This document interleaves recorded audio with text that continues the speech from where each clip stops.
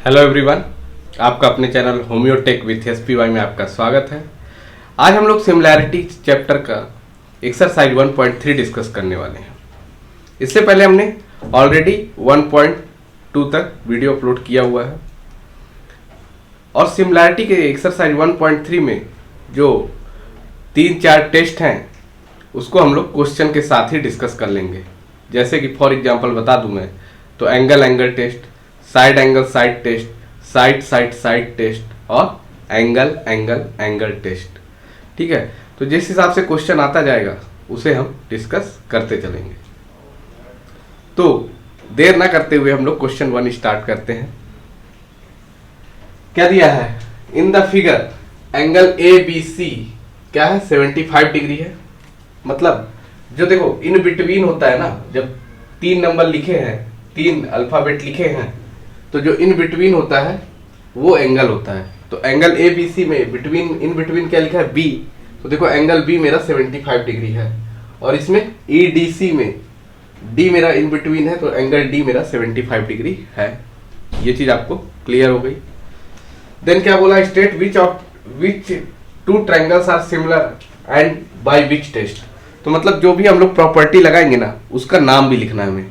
ठीक है, also write the similarity of these 2 triangles by a proper 1-to-1 correspondence. ठीक है, यहाँ आगे इसके बाद कुछ काम की चीज ज्यादा नहीं लगी।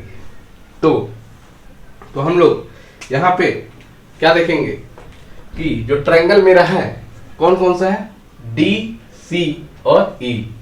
इन triangle D C E and triangle B C A and triangle B C A. क्या देखा हमने कि जहां पे एंगल बन रहा था वहां से मैंने स्टार्ट किया। देखो 2 ही ट्रायंगल दिख रहे हैं आपको। अगर आप देखना चाहोगे, आपका अगर मन कर रहा हो तो देखना, ट्रायंगल देखो यही 2 दिख रहे हैं, एक डी सी ई और बी सी ए या ए बी सी, जो बोल सकते हो आप, कोई दिक्कत वाली बात नहीं है। लेकिन अगर आपका मन कर रहा कि सर मैं ऐसे जाऊं, तो देखो डी ए बी ई, तो ये ट्रायंगल का शेप नहीं बन रहा, ये ट्रायंगल का शेप नहीं बन रहा है, ये कुछ अलग ही शेप बन रहा है, लाइक ट्रेपेजियम या फिर रेक्टेंगल भी नहीं बोल सकते इसको, ट्रेपेजियम टाइप का शेप बन रहा है। ठीक है, तो यहां पे हमारे पास 2 ही एंगल बन रहे हैं। कौन कौन से ट्रायंगल बन रहे हैं, डी सी ई और ए बी और सी, ये 2 ही ट्रायंगल बन रहे हैं हमारे पास। अब इसके बाद क्या करोगे, तो जो देखो जो कॉमन एंगल है क्या है, तो angle C D E congruent, ये देखो ये ऐसे congruent C D E congruent है किसके, सी बी ए के, एंगल सी बी ए के फॉर ईच कितने डिग्री है, गिवन है 75 डिग्री। ये हमको गिवन है फॉर ईच 75 डिग्री। क्या, angle C D E congruent है एंगल सी बी ए के फॉर ईच 75 डिग्री। क्वेश्चन में भी गिवन है कि जो एंगल डी है और एंगल बी है वो क्या है मेरा 75 डिग्री है। ये आपको क्लियर है। देन तो यहां से एंगल जो डी सी ई, एंगल क्या बोल रहा हूं, डी सी ई, एंगल डी सी ई, एक मिनट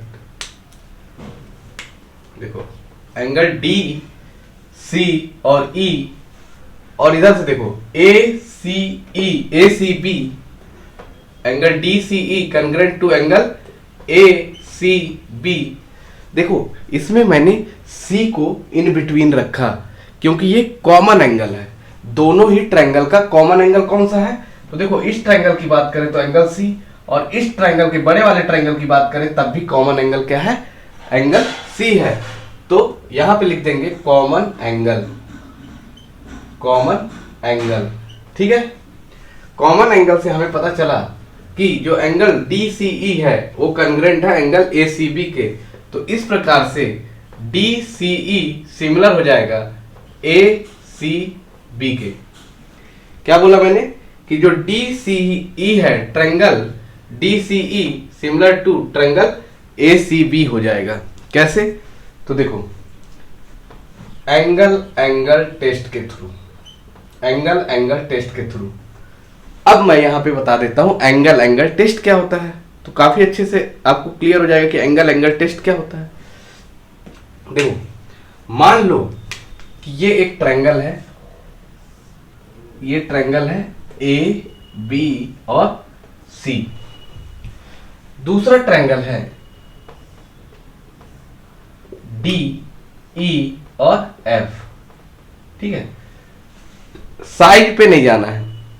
अगर एंगल B मेरा 65 डिग्री है और एंगल C मेरा 30 डिग्री है, एंगल B मेरा 65 डिग्री है और एंगल C मेरा 30 डिग्री है, अगर एंगल E भी 65 डिग्री है और एंगल E 65 है और एंगल F 30 डिग्री है, तो ये एंगल टेस्ट को सेटिस्फाई कर रहा है। मींस अगर मेरा एंगल B इक्वल है एंगल E के, एंगल B इक्वल है एंगल E के और एंगल C इक्वल है एंगल F के, तो ये मेरा क्या हो जाएगा, एंगल टेस्ट को कंडीशन को सेटिस्फाई कर रहा है। देखो अब यहां पे फिर से एक बार देखने की कोशिश करते हैं। तो देखो ये दोनों ट्रायंगल के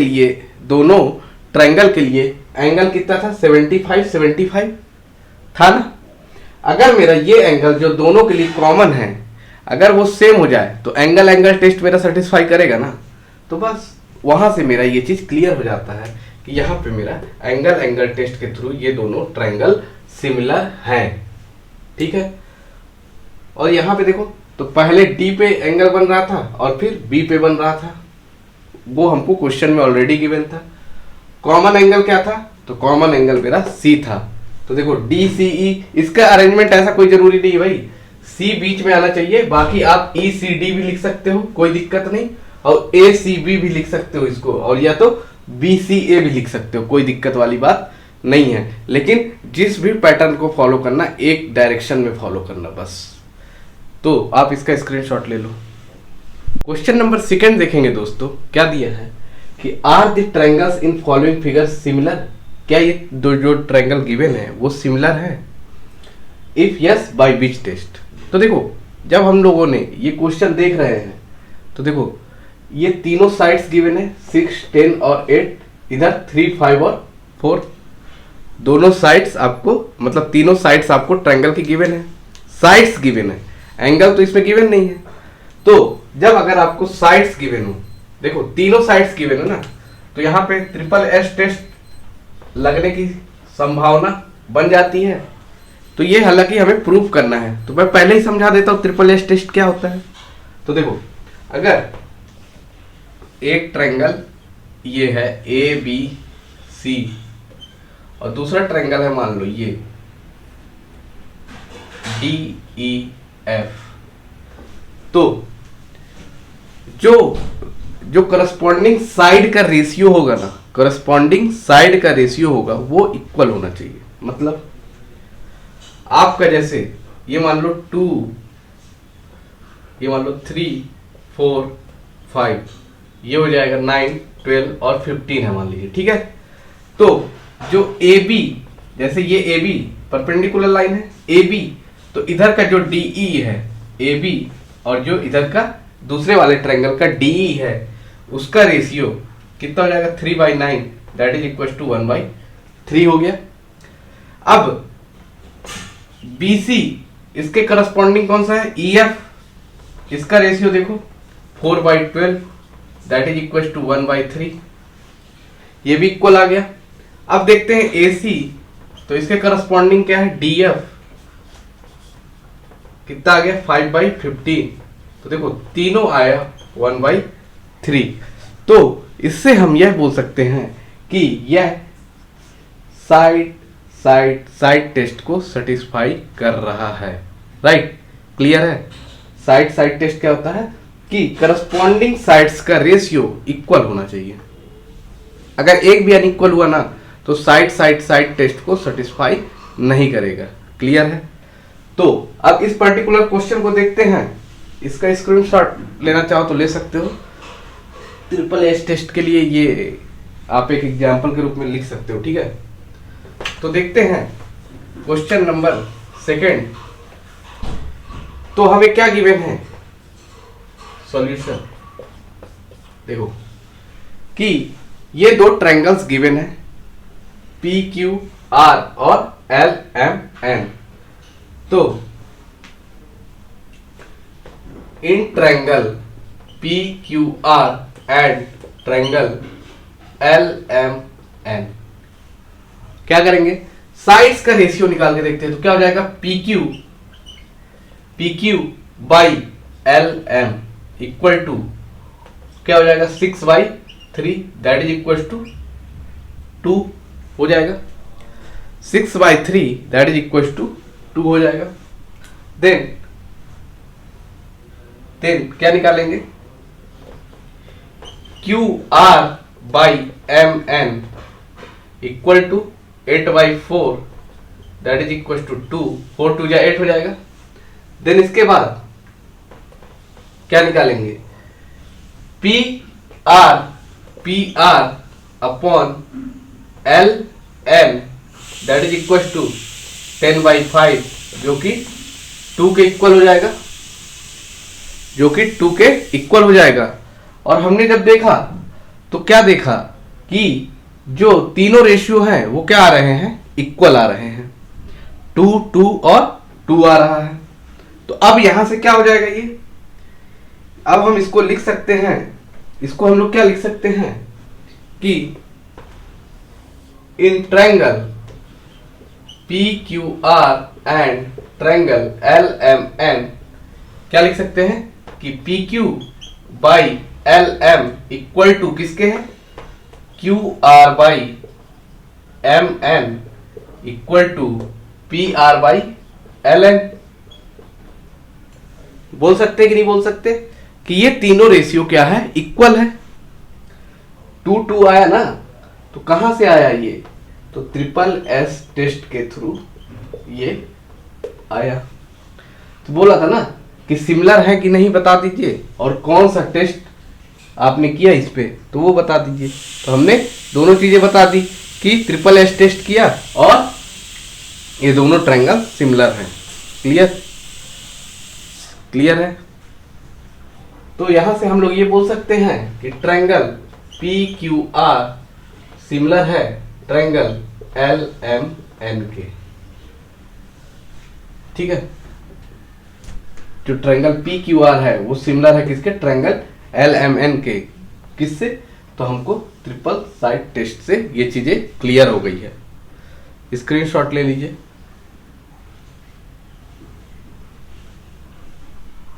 क्वेश्चन नंबर 3 देखेंगे, क्या दिया है कि as shown in the figure 2 poles of height 8 metre and 4 metre.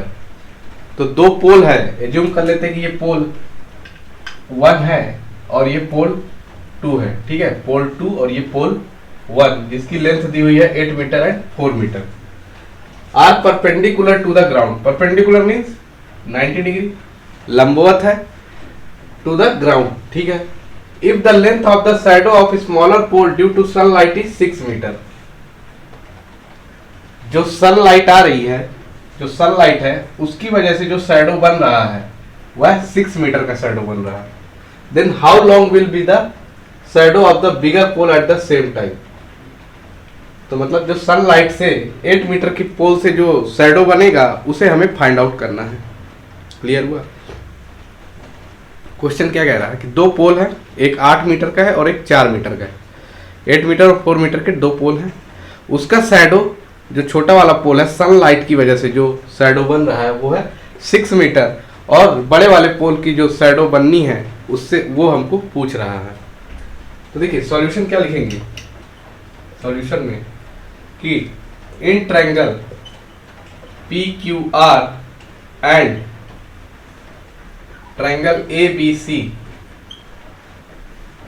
There have two poles, there have two poles. कौन कौन से पोल है? Two poles, P R and AC and PR and AC। ठीक है, ये PR और AC। ठीक है, देयर शैडो इज, या बोल सकते देयर शैडोज आर क्या है? QR and BC respectively. Respectively word का मतलब क्या हुआ कि PQR के लिए जो शैडो बन रहा है वो QR है और ट्रायंगल ABC के लिए BC है। या तो बोल सकते हैं जो PR पोल है और AC पोल है उसके अकॉर्डिंग PR का QR बन रहा और AC का BC शैडो बन रहा है। ये चीजें हमें क्लियर हो गई। यहां से ये ट्रायंगल को हम लोग सिमिलैरिटी का कॉन्सेप्ट लगा के बता सकते हैं कि ट्रायंगल PQR सिमिलर है किसके? ट्रायंगल ABC के। कि PQR जो ट्रायंगल है वो ट्रायंगल ABC के सिमिलर है।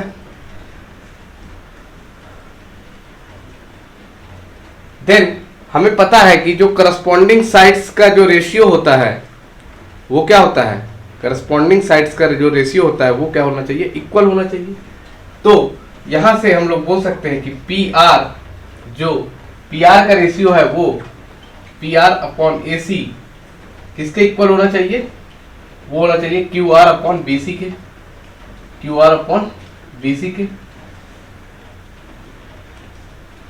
किससे हो गया ये? Similarity of triangle, similarity of triangle.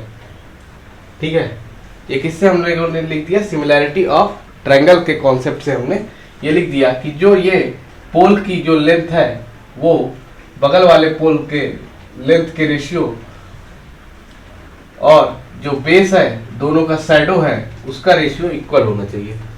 ठीक है, तो PR की वैल्यू क्या दी हुई है मेरे दोस्त? 4 और AC की वैल्यू दी है 8, QR की वैल्यू दी है 6 और BC हमें फाइंड आउट करना है जिसकी वैल्यू है x। राइट, तो क्रॉस मल्टीप्लाई कर दो, क्योंकि क्या हो जाएगा? 4 into x equal to 8 into 6 हो जाएगा। तो यहां से x की वैल्यू क्या हो जाएगी? 8 इंटू 6 अपॉन 4, तो 4 2 जा 8, तो x की वैल्यू आ गई मेरे दोस्त 12 क्या? मीटर। तो मीन्स जो BC का शैडो है वह 12 मीटर का बनेगा पोल AC के लिए। तो देखो जो शैडो है ना मेरे दोस्त, शैडो वो सेम टाइम पे पड़ रहा होगा, क्योंकि यहां पे लिखा है कि देखो या इस लाइन को पढ़ो। If the length of the shadow of a smaller pole due to sunlight is 6 metre.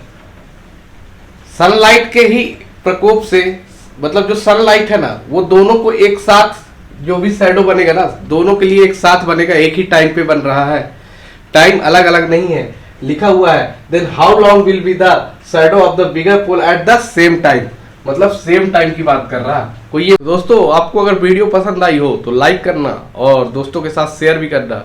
Channel को सब्सक्राइब नहीं किया तो सब्सक्राइब कर लेना और कमेंट बॉक्स में यार आप जरूर बताएं कि वीडियो कैसी लगी, क्या इंप्रूवमेंट करना चाहिए। और आप अपने वैल्यूएबल कमेंट आप कर सकते हो, क्वेश्चन पूछ सकते हो, आपको जो भी मुझे मतलब आप बता सकते हो कि ये सुधार करनी चाहिए, तो उसे मैं सुधार करने की कोशिश करूँगा। Thank you for watching this video.